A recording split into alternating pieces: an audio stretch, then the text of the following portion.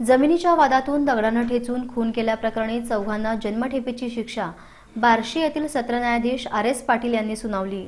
याबाबत हकीकत अशी, करमाळा तालुक्यातील भाळवणी येथील आरोपी विकास धेंडे, दीपक धेंडे, संतोष धेंडे आणि बालाजी धेंडे या 4 चुलत भावांनी प्रमोद धेंडे आणि अशोक धेंडे या 2 सख्ख्या भावांना त्यांच्यासमोर मोटारसायकली घालून अडवून दगडानं हल्ला केला होता। त्या हल्ल्यात अशोक धेंडे हा जागीच मरण पावला होता। याबाबत चौघांविरुद्ध करमाळा पोलीस ठाण्यात खुनाचा गुन्हा दाखल करण्यात आला होता। पोलीस निरीक्षक भुवनेश्वर घनदाट यांनी 4ही आरोपींना अटक करून दोषारोप पत्र न्यायालयात दाखल केलं। या प्रकरणी सरकार पक्षातर्फे 9 साक्षीदार तपासण्यात आले। सरकार पक्षाचा युक्तिवाद ॲडव्होकेट शांतवीर महेंद्रकर यांनी केला। याबाबत त्यांनी अधिक माहिती दिली। प्रमोद धेंडे यांनी करमाळा पोलीस स्टेशन गाठले आणि त्यांनी या 4ही आरोपीविरुद्ध फिर्याद दाखल केली, गुन्हा दाखल केला।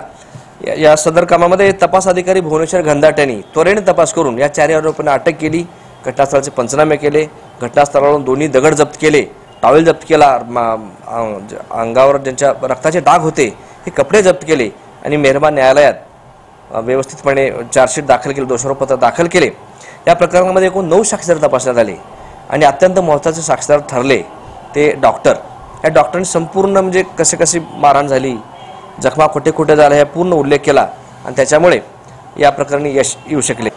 जे घटनास्थळाचे साक्षीदार होते त्यांचा जबाब आणि प्रमोद धेंडे या हल्ला झालेला, त्यांनी हल्ल्यामध्ये मार खाल्ला होता त्या भावाचा जबाब, या जोरावर आम्ही ही केस सहज तडीपार करू शकलो। तडीपार नेऊन हे जिंकण्यात आणि या 4ही भावांना बार्शीतील सत्र न्यायाधीश श्री आर.एस. पाटील यांनी जन्मठेपेची शिक्षा सुनावली।